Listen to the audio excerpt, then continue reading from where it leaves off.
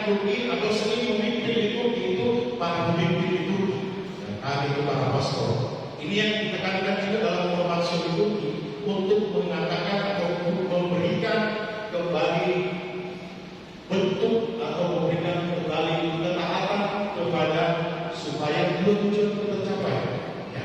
Supaya tujuan tercapai, maka liturgi itu sering dikatakan juga sebagai sebuah seni, ya.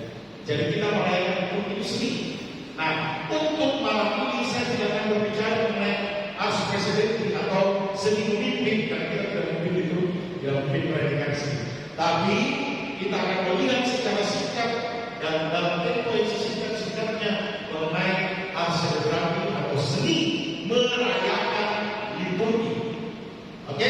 Seni merayakan liturgi. Next. Judulnya saja. Next.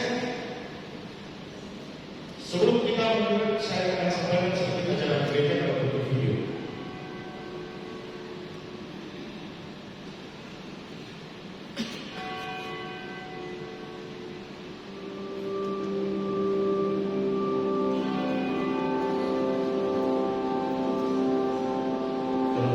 Sebenarnya sudah berangkat semua apa yang saya sampaikan. Ini merayakan liturgi, khususnya Ekaristi, dengan penuh hikmat dan tertata indah.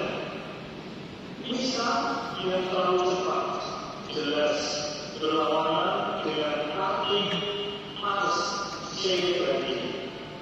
Ars celebrandi merupakan seni merayakan liturgi secara tepat.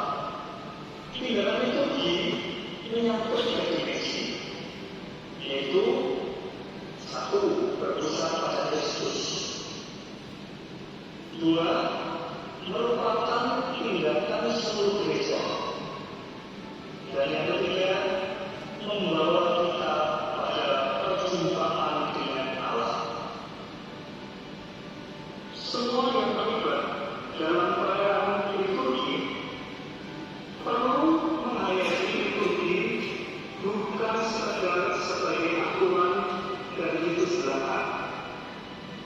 Liturgi adalah suatu veritatis splendor. Dengan ini kebenaran yang dinyatakan dalam keindahan. Ars celebrandi menjadi tanggung jawab dari semua yang hadir dan terlibat dalam perayaan liturgi. Ars celebrandi ini tidak boleh dipahami sebagai suatu penampilan memukau saja. Perayaan liturgi bukan sebuah pertunjukan. Para pelayan liturgi bukanlah pemain drama.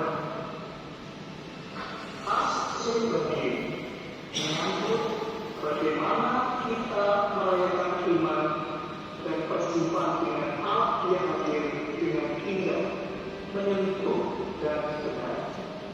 Semoga para imam, petugas liturgi, dan seluruh umat merayakan Ekaristi dengan penuh kenikmatan, merasakannya sebagai suatu ars celebrandi dan bukan asal sesuai aturan serta menyelesaikan tugasnya, tetapi tanpa membahayakan.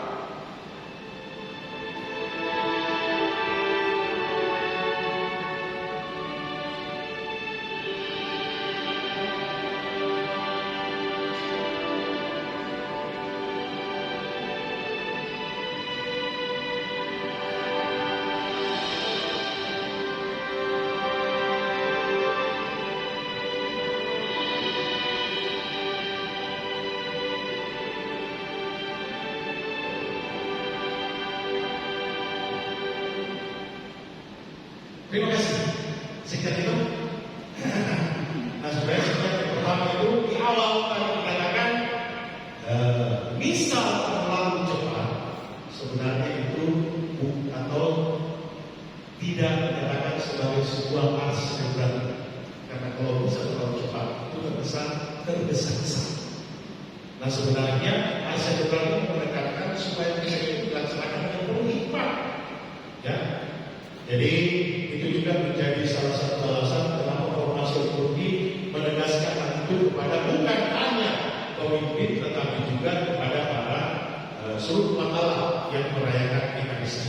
Ya, dari sini merayakan ada beberapa hal tadi yang disampaikan, jangan terlalu lihat yang kepala otak juga kita sudah perhatikan kata-katanya tadi perhatikan.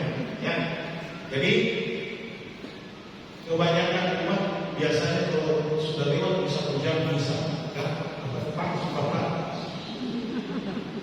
ini masuk ya itu sebenarnya salah satu yang bukan arsenal, bukan merayakan kegelisahan untuk tergesa-gesa dan seterusnya. Itu pasti akan mengurangi kenikmatan kita menerima berkat rohani dalam Ekaristi sebagai liturgi yang paling utama. Ya, ini apa? Arsenal ini sudah disampaikan sebagai sebuah acara oleh dua pemimpin gereja kita. Yang pertama oleh Paus almarhum Benediktus XVI, itu dalam dokumen yang disebut Sakramen untuk Karitatis. Di dalam Sakramen untuk Karitatis dikatakan seni merayakan sangat terbaik untuk berpartisipasi aktif umat kita semua di dalam liturgi. Ya. Jadi seni merayakan ini muncul dari ketaatan yang setia kepada norma-norma liturgi yang ada.